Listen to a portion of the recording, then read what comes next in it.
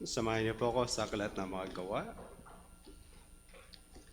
At buksan po ninyo ang mga Bibles sa chapter 4.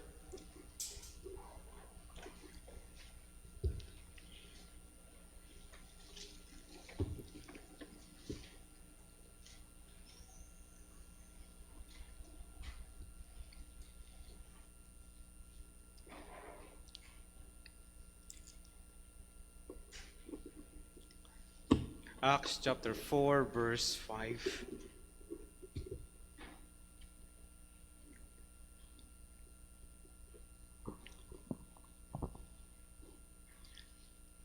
On the next day, the rulers and elders and scribes gathered together in Jerusalem with Annas the high priest and Caiaphas and John and Alexander and all who were of the high priestly family.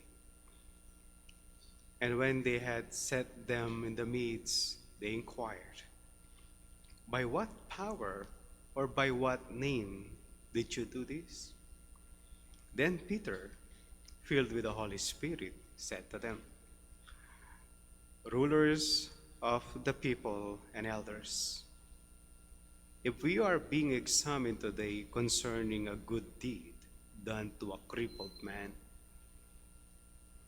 by what means this man has been healed, let it be known to all of you and to all the people of Israel that by the name of Jesus Christ of Nazareth, whom you crucified, whom God raised from the dead, by him this man is standing before you well.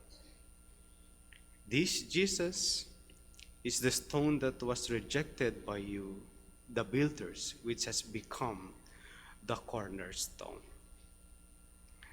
And there is salvation in no one else, for there is no other name under heaven given among men by which we must be saved." Manalangin po tayo. Panginoon, kami po ay muling naninikluhod sa inyo. Muli kami nagpapakumbaba.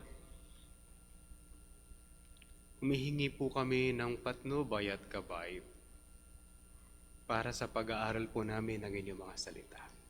Hiling namin na kausapin po kami hanggang sa kaibuturan po ng aming mga puso upang lalo namin kayo makilala sa aming mga buhay. Sa pangalan po ng aming Panginoong Jesucristo, ito po yung aming dalangin. Amen. Mga kapatid, patuloy po nating pinag-aaralan ang pagkakaaresto ng mga disciples na si Pedro at ni Juan. The arrest for preaching the gospel.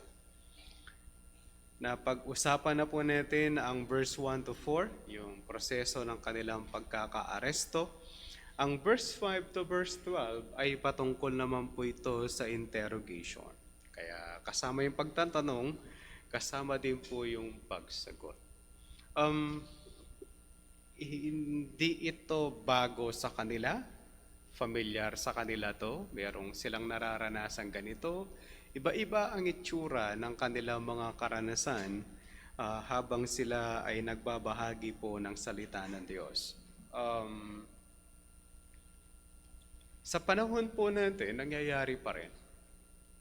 Ang mga nagbabahagi ng salita ng Diyos ay inaaresto. Siguro marami lang tayong freedom. We could do a Bible study in schools as been allowed dahil merong organization na nakikipag-coordinate sa mga schools para makapagbahagi ka ng salita ng Diyos. But that is subject kung gusto po yan ng principal ng school. Marami namang principal na nag-aalaw na magkaroon po ng mga Bible study sa schools po nila. Pero marami ding ayaw. Depende kung ano yung background ng principal, but maraming ayaw, marami ding gusto. That's freedom, yung po yung kalayaan na meron po tayo. Sa iba, persecution ang meron. Pagsunog sa chapel, kung saan sila nagtitipon, o yung pag-aresto sa mga pastor o sa mga manggagawa ng Diyos. Depende kung ano yung background at kung ano ang meron sa isang komunidad. Kasi Pedro, mga kapatid, dahil karanasan ito ng Panginoong Jesucristo, do hindi siya naaresto basta-basta sa kanyang pangangaral, alam nila na pwedeng mangyari ito sa kanilang buhay as they preach the word.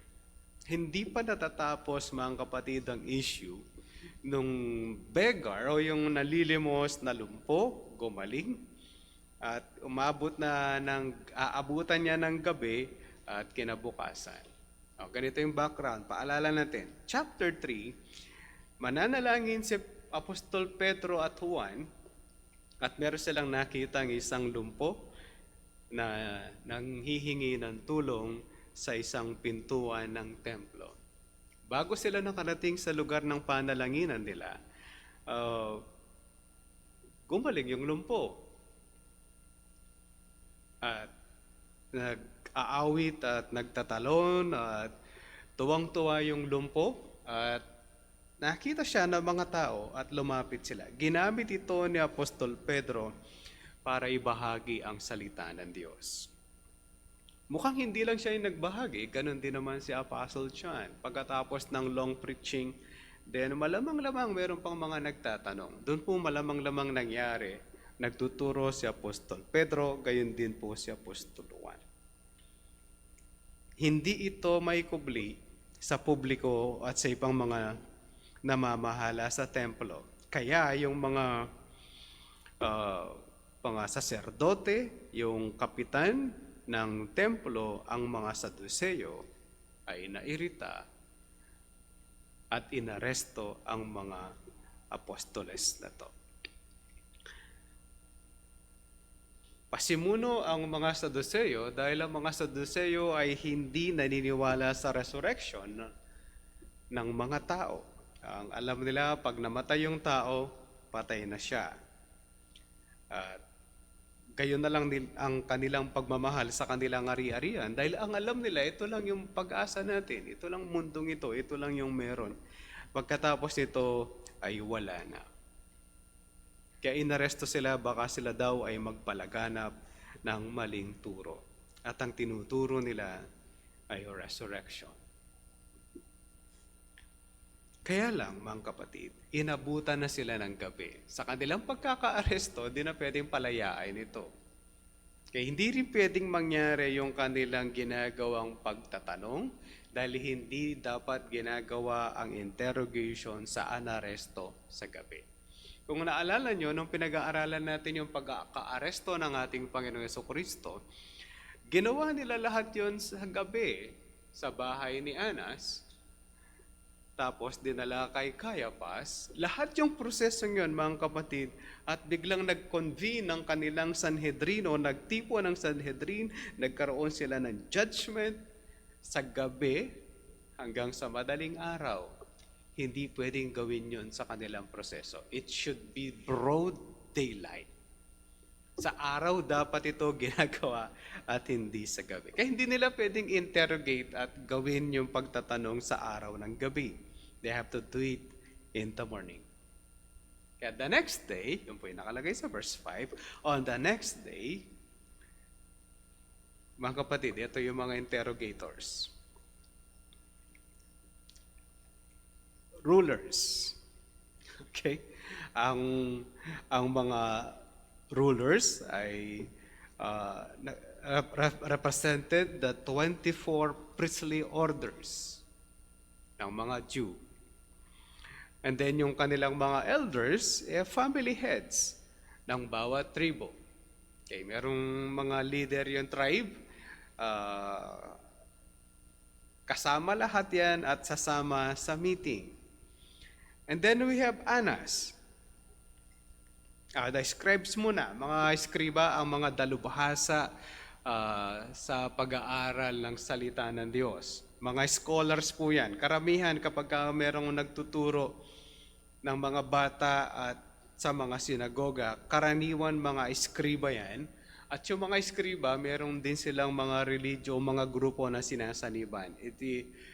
Kung ikaw ay kaanib ng Saduceo o ikaw ay kaanib ng mga Pariseo, pero eskriba pa rin sila, mga kapatid. Mga dalubhasa ang mga yan. Karamihan sa kanila ay nagjo-join at sumasali sa grupo ng mga Pariseo.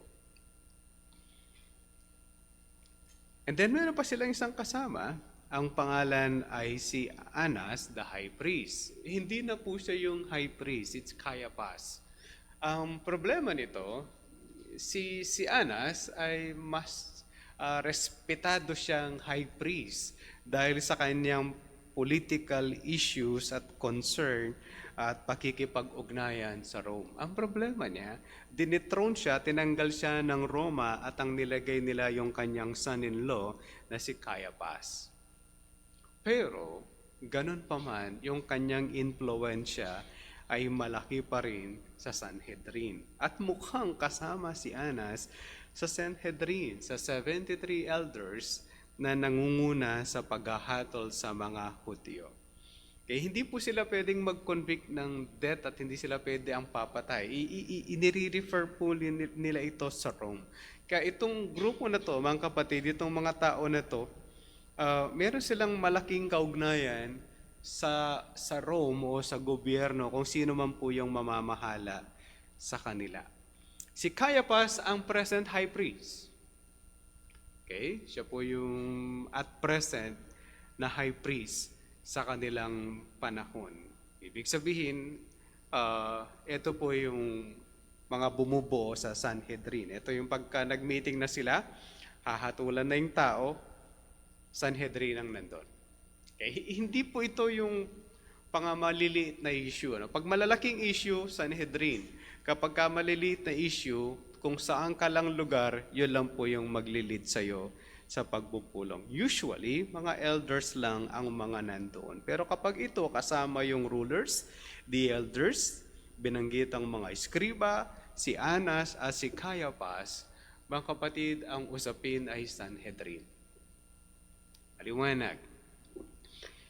Si John, sa ibang salin, Jonathan ang po yung pagkakalagay at si Alexander. Hindi po tayo masyadong familiar kung sino sila. Ang assumption nila kay Jonathan o kay John, siya daw ay anak ni Annas. But hanggang doon lang po yun. Walang masyadong klaro kung sino po yung dalawa. For a special mention, mukhang kasama sila at kilala siguro ng komunidad. But as how the Bible describe at kung paano po yan sinabi ni Josephus, ang first century historian ng mga Hudyo, wala po tayong masyadong mahanap para sa kanila. Dahil wala po tayong masyadong mahanap na ideya para tungkol sa kanila, wag na nating problemahin because that's not much big deal para sa mga linya. Sino pa yung mga nandoon? Sabi na, and all who were of the high priestly family. Okay? Mabigat ano? Minsan para, pastor, is it easy para harap ako dito? Mga kapatid, spiritual ang pinag-uusapan dito. Okay, spiritual. Hindi ito isang simpleng usapin ng barangay, yung mangga nandun sa tapat mo, tapos sinungkit mo siya, hindi ganun ang issue. No? By the way, ang prutas na lumipat sa'yo hanggat hindi nalalaglag sa bakuran mo, hindi sa'yo. Sa may-ari pa rin. Pero yung dahon malalaglag, sa'yo din. Okay, pero yung bunga, hanggat di po siya nalalaglag, ayon sa batas ng Pilipinas, hindi pa rin ikaw may-ari. Kaya hintayin mo siyang malaglag. Or magpaalam ka sa puno kung pwede kang manungkit. Okay? But sa batas po ng Pilipinas po yon. Hindi to ganitong issue. Hindi to itong issue ng kapitbahay na yung tubig niya umago sa harap mo o yung nagkarwas ka, umabot yung tubig sa bahay tapos na barangay kayo. Spiritual po ang karaniwang issue nito ng Sanhedrin. Okay, pagka murder, kasama po yan. But pag murder, kasama na po ang Rome when they do decisions. Intindihan po natin, mga false teachers, mga nagtuturo, Sanhedrin po ang lalahok sa usapin. Pero yung mga minors, Sa kani-kanya mga elders lang po yan ginagawa. Kaya yun po yung mag-i-interrogate, ano. Ah, mga kapatid, ang sabi po sa verse 7, and when they had set them in the midst, they inquired. Okay, ito po yung kanilang inquiry. Kaya nakapaikot, at ang assumption is half moon. Kaya naka-arc yung mga yan, tapos doon yung kanilang kakausapin nakapagitna. Ano yung tanong? Mga kapatid, simple lang yung tanong nila. By what power or by what name did you do this? Madali lang sagutin, di ba? Kaya lang mga kapatid, hindi yan ganun kasimple para sa kanila. Sa atin, madali sabihin, pinagaling niya sa pangalan ni Jesus. Tapos, mga kapatid, hindi ganun kasimple yan. Maalala ninyo, ang ating Panginoong Jesucristo ay inakusahan, siya ay nagpapangaral at nagpapagaling sa pangalan ni Beelzebul, ang prinsipe ng kadiliman. It's either siya ay nagpapagaling sa pangalan o sila ay nagpapagaling sa pangalan ni Beelzebul o sila ay nagpagaling sa pangalan ng Panginoong Jesucristo. Ito yung kanilang issue. Ito po yung kanilang tinatanong. Hindi po sila nagtatanong ng ibang bagay. Ito lang yung kanilang ginagawa. Dahil system po yan ng mga Hudyo, dahil sa Deuteronomy, kapag merong false prophet o merong propeta, kailangan i-investigate nila. Kapag yung kanya sinabi ay totoo at napangyari, then that is a true prophet. Kapag yung ginawa niya hindi napangyari ayon sa Deuteronomy, that is a false prophet. Katrabaho po ng Sanhedrin na investigate ang mga bagay na ito. Kaya lang pag nahahaluan po siya ng inggit mula sa iba, then pagkakaroon ng kapahamakan at problema sa kanilang mga desisyon. Naiinggit sila kay Jesus Christ at sila ay dinidebate ni Jesus Christ at sila inaatake ni Jesus Christ kung bakit sila nakaisip ng mga bagay na hindi kaaya-aya and not using their wisdom and discernment. Hindi po ito isang ordinaryong mga mamamayan ng Israel na parang natuto lang sila nung sila ay bata tapos after 13 years old, bahala na silang mag-aral. Mga estudyante ito ng mga eskriba to eskriba, tapos magdi-disciple sila para maging eskriba. But sometimes with their knowledge, sila ay nagkakaroon ng maling mga desisyon at gawain. Kaya yung tanong nila at iniimbestigahan nila, mga kapatid, in the power of Beelzebul or sa pangalan ng Panginoong Jesucristo na kanilang binabanggit. Iyon lang po yung tanong. Ganun lang po siya kasimple. But meron siyang malaking impact sa kanila. Kaya pag kayo nanonood, meron nagsabi, pag dumarating na yung December o parating na yung January, sinabi ng manghuhulang ito, ganito yung mangyayari. Sinabi nito, manghuhula, siguro siya ay prophet ng Diyos. Tingnan niyo muna. Pag yan meron siyang propesya hindi napangyari, kahit maraming nangyari sa mga sinabi niya, false prophet po yun. Sa ibang pananalita, galing po yun sa demonyo. Ganun lang kasimple. Pagka-prophet nagsabi, it will happen. Kapag hindi nangyari, kahit isa lang sa sinabi niya, that's a false.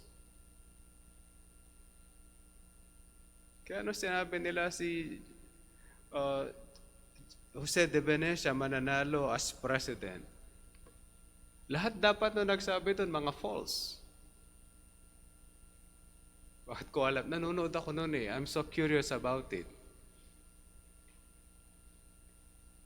Meron ding dumating na propeta, ang pangalan ay Christine Jacobs. Hindi po yung swimmer. Hindi po nagpo-propesya yung swimmer natin na nag-retire. Isang matandang babae at foreigner. Sinabi niya si Eddie Villanueva mananalong president do sa election last time. Natalo. That's a false prophet. Mga ganun lang po kasimple. Pag hindi nangyari, then he is a false prophet. Ganun po itong Sanhedrin. Sana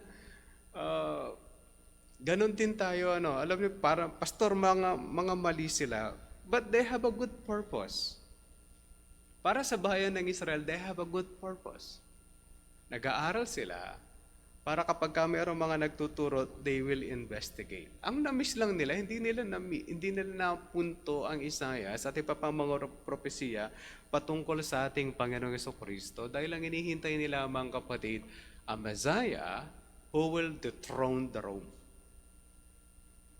Okay, maghahari, tatalunin ang pamamahala ng Rome. Ang problema is, ang pagdating ng Messiah ng Panginoong Jesucristo is a suffering servant. Ang hirap kasi siyang i-mix. Alam niyo yun, parang sa atin kasi mga kapatid, madali mo siyang isipin because you read, binabasa mo siya. Tapos na yung binabasa mo eh. Sila, binasa nila, pero meron silang hinihintay in the future. Nung sinabi yung propesiya, hindi naman sila yung sinasabihan direct on the prophecy. Hindi sila yung kausap ni Prophet Isaiah. Hindi sila yung kausap ni Jeremiah. Tandaan natin mga kapatid, Malakay and Matthew, humigit kumulang na 400 years po yung pagitan. Intindihan po natin gaano kalayo po yun. Tayo, nagbabasa kasi tayo, of course, 2,000 years ago, but binabasa natin Old and New Testament at pwede natin silang i-compare. Wala silang ganun. They simply have the Old Testament. If they will believe Jesus Christ as the Messiah, or ipipilit nila kung paano nila naintindihan ng Old Testament. Ito yung example, mga kapatid, na hindi pwede yung kanya-kanyang interpretation.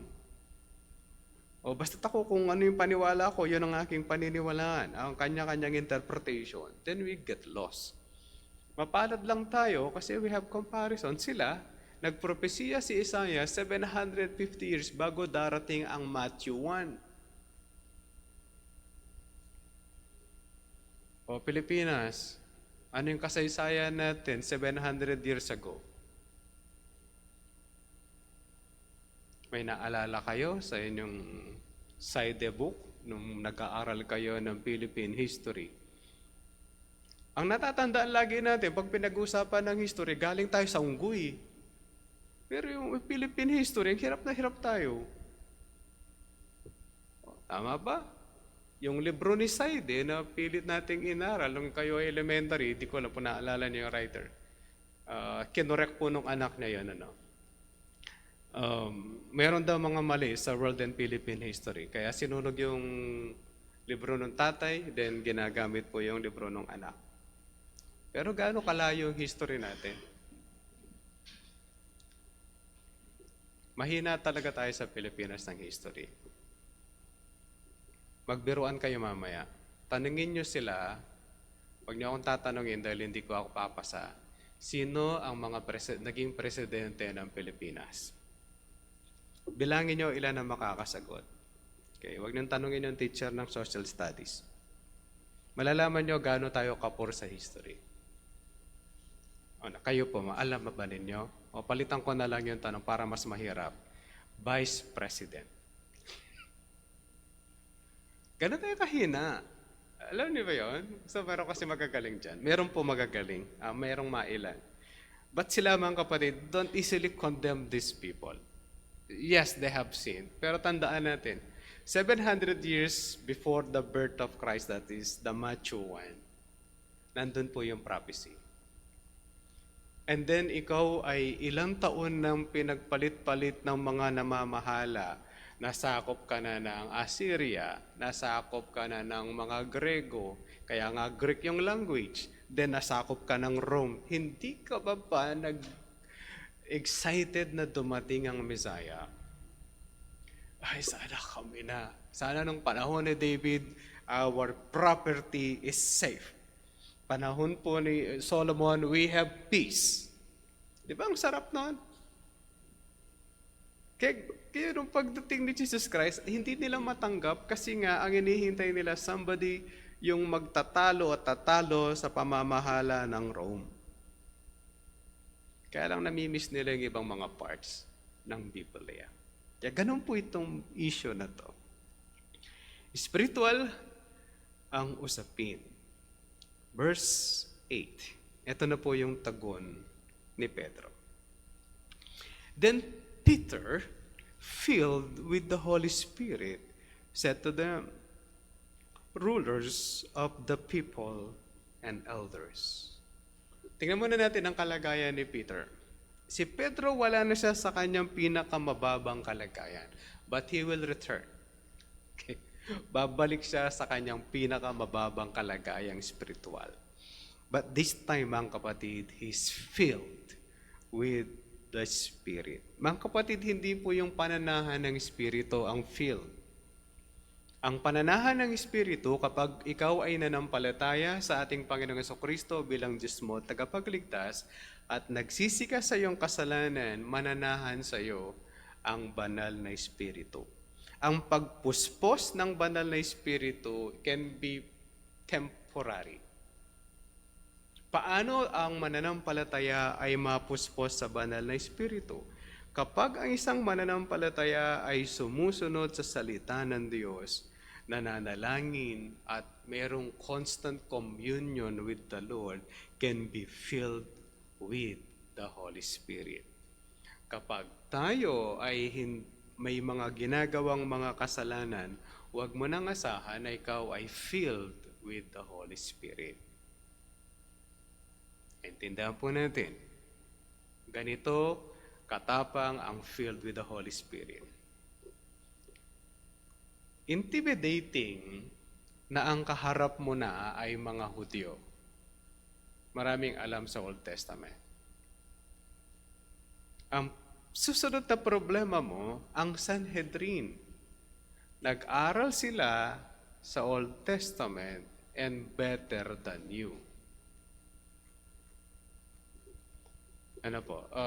Minsan, pag nakikita yung mga pastor, feeling maraming alam. Siyempre, mangangaral kami, dami naming alam. When we attend the conference,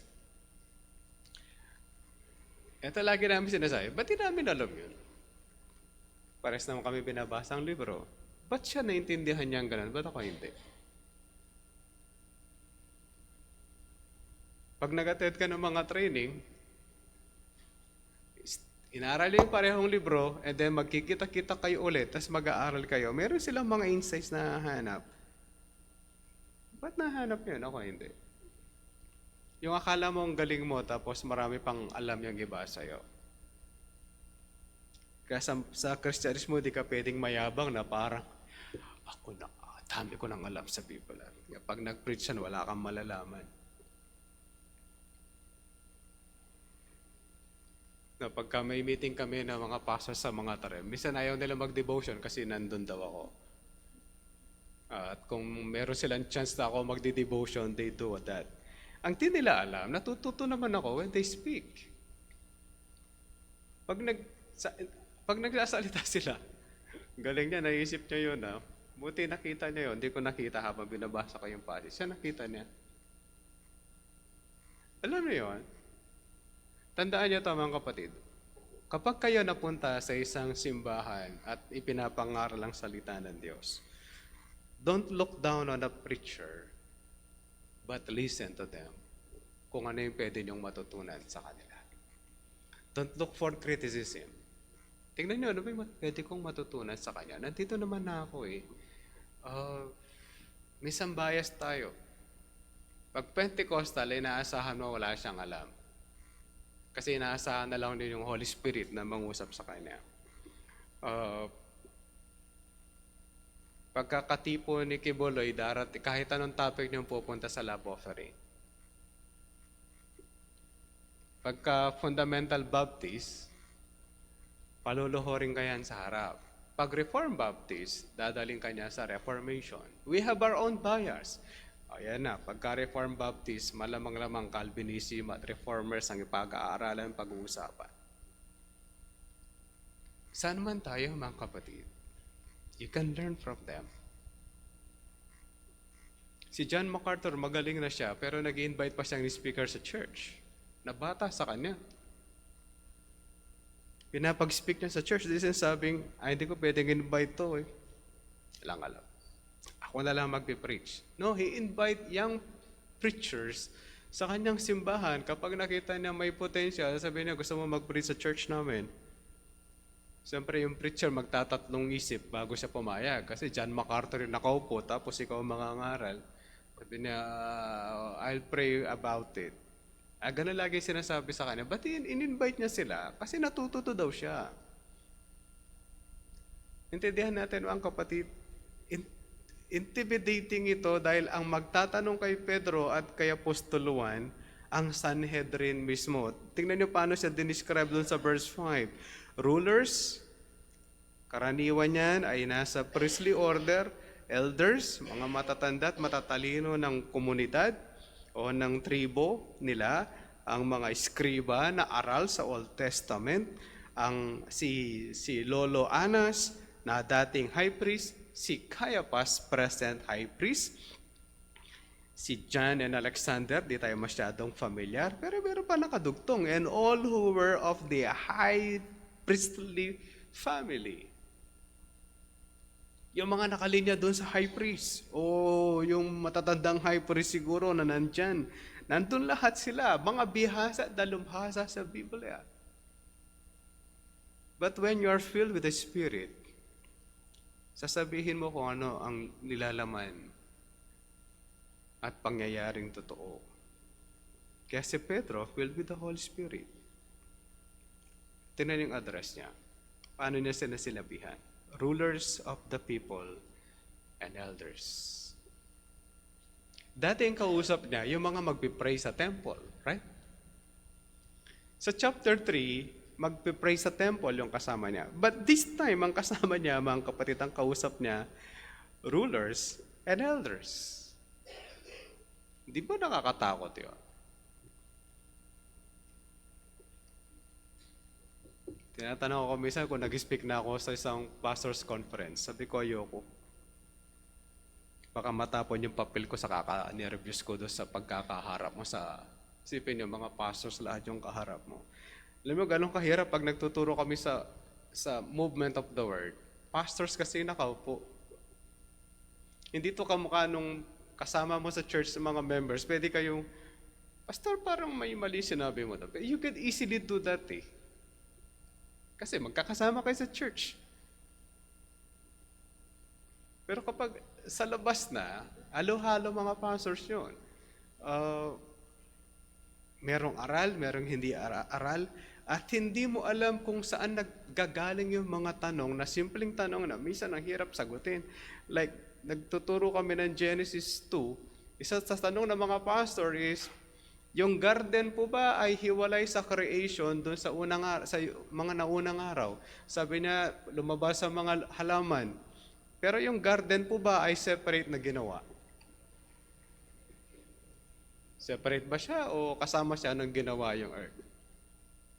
Diba? Mga simpleng tanong na may sagot, pero hindi mo alam kung makukulitan ka o may sagot ba siya? May sagot po yun. Sabi niya, and the Lord planted a garden.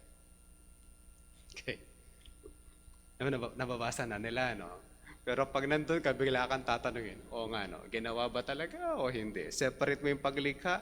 Sabi na, God planted the garden. That's separate. Kaya mga kapatid, pag yung ina-address po ni Pedro, punong-puno siya ng katapangan dahil siya ay filled with the Holy Spirit. Rulers and elders. Sabi niya sa verse 9, if you are being examined today concerning a good deed done to a crippled man, by what means this man has been healed? Boldly speaking, let it be known to all of you and to all the people of Israel that by the name of Jesus Christ of Nazareth, whom you crucified, whom God raised from the dead, by him this man is standing before you well. Bumalik siya sa usapin. Pero this time, hindi na dinetalye lahat. Hindi kamukha nung Acts 3. Okay, sa mga people. But this time, mga elders lang ang kanyang binigyan ng point at specific lang siya. Sabi niya, Jesus Christ of Nazareth na pinatay niyo. Na naman, ano? Mas mabigat ito, mga kapatid. Yung nandun sa chapter 3 ng mga tao, They were persuaded by the elders and chief priests. Sa verse 10, mga kapatid, direct ito sa kanila. Sila mismo yung nagpapako at nagpapatay doon sa inihintay nilang Messiah, na Jesus Christ of Nazareth. The Savior Messiah from Nazareth whom you crucified. Sila ba yung nagpapatay? Yes. Naalala ninyo? Sa Matthew, nagtipo ng elders ng gabi, okay, para sinasabi niya, siya yung pinatay ninyo illegally. Nag-gather sila ng gabi, kinabukasan, diretso lang sa kay Pilate, tapos pinapatay na siya on the same day.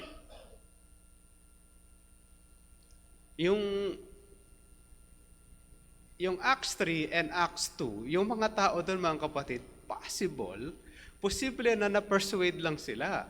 Pero dito, mga kapatid, hindi yung na-persuade yung mga pinag-uusapan, yung mismo nagsabi na crucify at pasimuno na dalhin si Jesus Christ kay Pilato, sila yung kausap niya, mga kapatid, yung Sanhedrin mismo.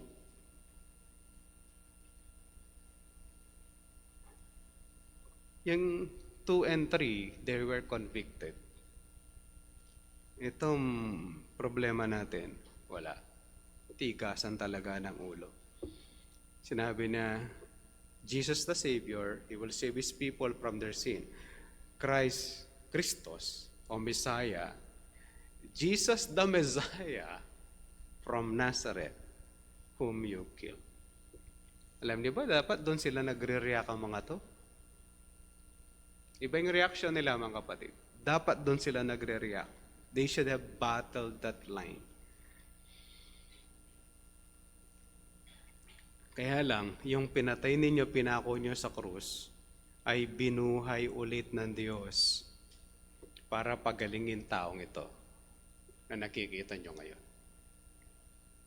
Ganun po yung senaryo. No? Nilabas sila sa bilangguan, tayo maganda. Yung crippled man, nandun pa din.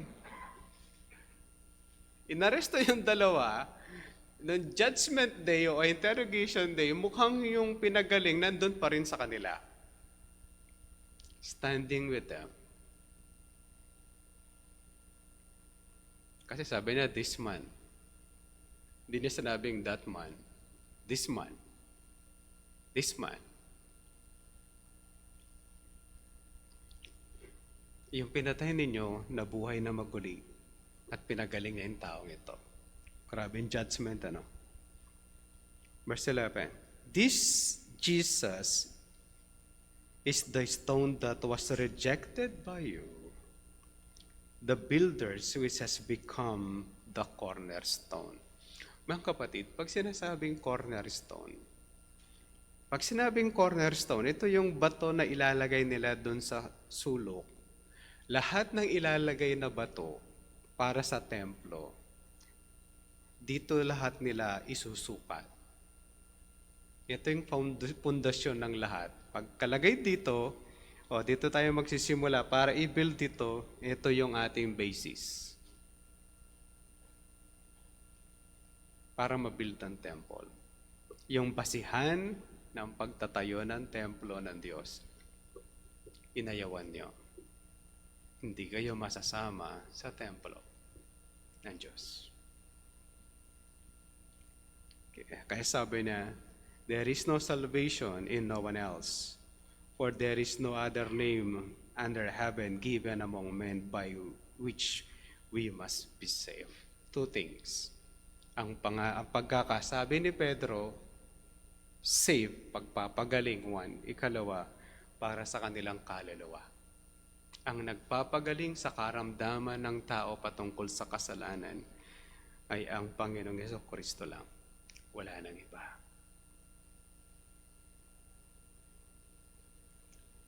Mga kapatid, tandaan niyo po, hindi karamdaman ang hindi physical na karamdaman ang punto ni Pedro. Ang punto ni Pedro ay kaligtasan ng kaluluwa. Dahil yun din ang punto ng Biblia. Kung karamdaman po yan ng physical, dapat kasama pa natin si Apostol Juan at ang mga disciples, hindi sana sila napatay. Bakit? Nagpapagaling physical si Jesus Christ di dapat hindi sila mamamatay. Dapat kasama pa natin. Pero spiritual po ang pinag-uusapan dito. Karamdamang spiritual, yun po yung kasalanan. Yung kasalanan natin ay gagaling lang sa pamamagitan ni Jesucristo na taga Nazaret. Kaya pag nanampalataya kayo sa Kanya, then siya yung pambayad nyo ng kasalanan. Ang pagkakalagay sa Roma, pambayad, redemption, and atonement. Yung atonement, pantanggal galit sa Diyos. Kaya si Jesus Christ, nung namatay siya sa krus ng Kalbaryo, siya yung pambayad, pantanggal galit sa Diyos. Yung galit ng Diyos mawawala. Yun kung mananampalataya ka sa Kanya. Pero kapag hindi, wala kang pambayad, wala ka ring pantanggal galit sa Diyos.